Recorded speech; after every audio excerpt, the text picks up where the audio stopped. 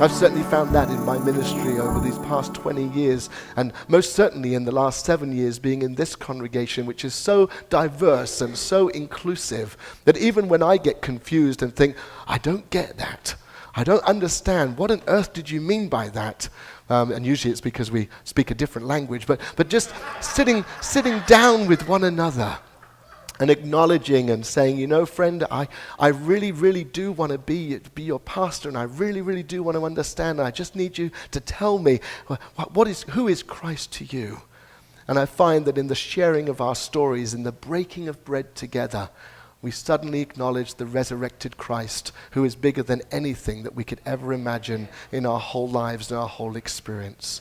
And then last week we talked about those nail-scarred hands. And we talked about how Thomas needed to put his finger in the hole where the nail had gone.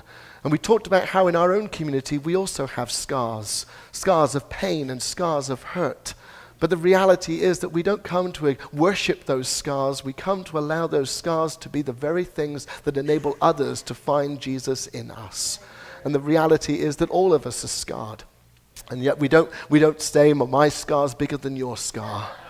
Or my wound is bigger than your wound. Or somehow we build an altar to those wounds. We don't do that in our church. What we do in our church is acknowledge that Christ has healed those scars. And that those scars will enable us to go back into our communities and say, you know, if Christ can get me, if Christ can love me, if Christ can heal the pain of my own life, then Christ can heal the pain in the lives of others. And so we use those testimonies, our own stories of life, to enable others to find true transformation and true liberation. That's the resurrection good news of Jesus 2,000 years afterwards, that we get to live the resurrected Christ today, you and me, in our own personal experiences. And here we are now, at the end of this sermon series, as we talk about true transformation and true liberation. You know, one of the things I found out about Scripture and over again as I read about Jesus is that Jesus never forced anybody to believe.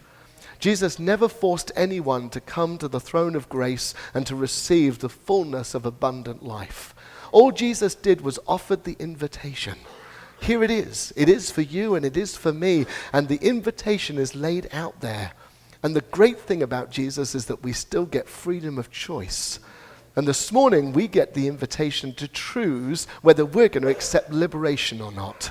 You know, so often, people in our own world seem to like to live in the wounds of the past, seem to like to live in the moments that have been the most damaging to us. I don't know what it is about human nature, but we all seem to like to have the woe is me about our own lives.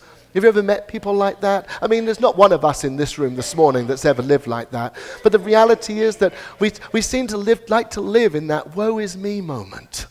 You know, I was saying last week, you know, one of the reasons why, after some of you know I had an accident, and I was saying last week that one of the reasons why I didn't want people phoning me after the accident was not because I didn't want to hear from you, it was because I was so high on painkillers that I had no idea what I was saying to people. And I said at the 11 o'clock service, I was really concerned that I may have said to somebody, phone someone who cares. You know, I was really out there. I for the first couple of weeks, Carlos was saying, I was saying all sorts of very, very strange things as I was adjusting to the medication. And, you know, sometimes I think we like to live in that place. You know, don't tell me what's going on in your life. I could tell you something much, much worse about what's going on in mine. And I'm sure we've all lived in those experiences. But, you know, Jesus offers us not to live in that past. Jesus offers us to live in the transformation of what our lives are now. Not what they were yesterday. Not what they were maybe 5 years ago or 10 years ago. But to live how they are today in the transforming power. And I don't know about you, but if I look at my life, and I know if you look at your life, you can see the transforming power that has been given to you. The transformation of what your life was to what it is today. The transforming grace that is poured out upon us. That is the resurrection of Jesus. It's not just the resurrection of Jesus' body and of those early disciples, it's the resurrection of our own bodies. And we get to not only know that transformation, but we also get to claim that transformation, to claim it for ourselves. So, somebody said to me recently, I'm not really feeling faith right now. And I said to them, I said, sometimes you just need to fake it till you make it. To claim that resurrection, to claim that power, even if you don't feel it right now, but to claim it and to know you can live into that power and live into that grace. And sometimes I think it is just about a shift of attitude. That if we could just shift our attitudes from the woe is me to I'm choosing to feel good today. I'm choosing to feel the resurrected power of Jesus today. I'm choosing to know that I'm forgiven today. And that if we could just live in that moment of choosing those moments in our lives, that's when we get to see the transformation. Because when you live it, it becomes. Isn't that part of the reality of life? That when you live it, it suddenly becomes. So we get to live the real transformation power of Jesus this morning. And in that transformation, there is liberation. Because ultimately, that's the gift we're looking for.